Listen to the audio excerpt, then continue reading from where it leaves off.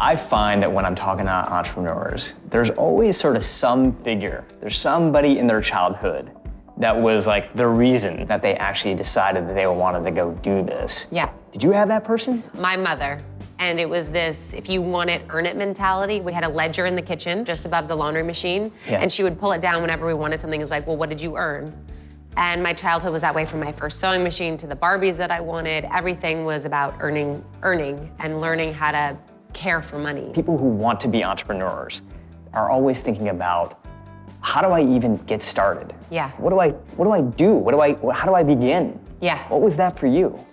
So for me, I was working for a designer. I was senior designer at this company, Craig Taylor. Yeah. And pre-internet, pre-social media, like I got my work done real quick, and I had probably 2 hours extra a day where I was twiddling my thumbs. And so I asked the CEO, can I work on the side on my own project? I thought I knew what the steps were. I was like, I gotta get it produced, I gotta get the patterns made, I gotta get it out there to stores. Little did I know there's a whole other side to it, the finance side, that I didn't know anything about. And so my $10,000 of savings that I had saved up since my bat mitzvah and babysitting jobs and scooping ice cream went out the window in one shoot, making all the patterns that I had no orders for and all the lookbooks, done and gone. So I could have probably used the financial side of things to actually help figure out making smarter decisions. I have a friend who launched a company. She didn't have a product, but she amassed a community and a following around the idea of her product before it even launched.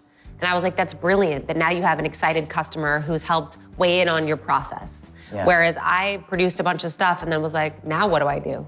You know, but that was 20 years ago. So it was very different then to start a company. So if I had hindsight, I would say survey your product, don't even get it made, ask people what they want, show pictures, you know, get some, finding the white space and some momentum, and then go make what everyone says they love. And now with data, you can do that.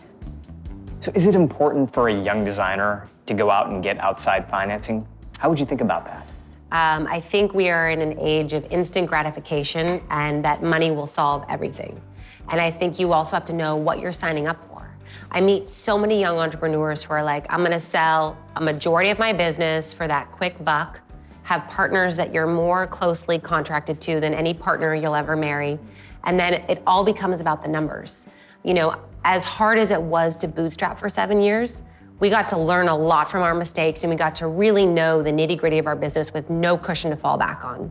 And I feel like sometimes designers don't want that pain, but let me tell you, when someone is giving you a lot of money, they're gonna be up your, you know what, you know, making sure that their investment is protected.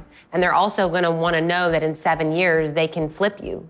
So what are the decisions they're gonna make that benefit them versus you as the designer? Yeah. So I always tell designers, take it slow. Just because you see so many people on the cover of magazines that have raised X doesn't mean that you should. You know, if you can grow slower and profitably, which is totally possible, why do you need the money? You know, it's not a badge of honor. What would be the right moment that you think would be for you when you were raising money? How did you know it was the right time? We knew that we wanted to open retail. We knew that that takes a whole lot of cash. We knew we wanted to upgrade our website and the infrastructure of our company and really propel what we thought the brand could do. And so we were at a very healthy size when we took in money. I think we were doing like $25 million a year. And I think that we knew we could quickly grow to 100 if we took X in investment. And we were able to only, you know, sell off, you know, a quarter of our company versus 75% if we had done it way earlier. So I think we were selling in a position of strength, not in desperate need. As an artist, my goal has always been about product, so it wasn't about a number to me. It was really about the integrity and quality of the work that I do.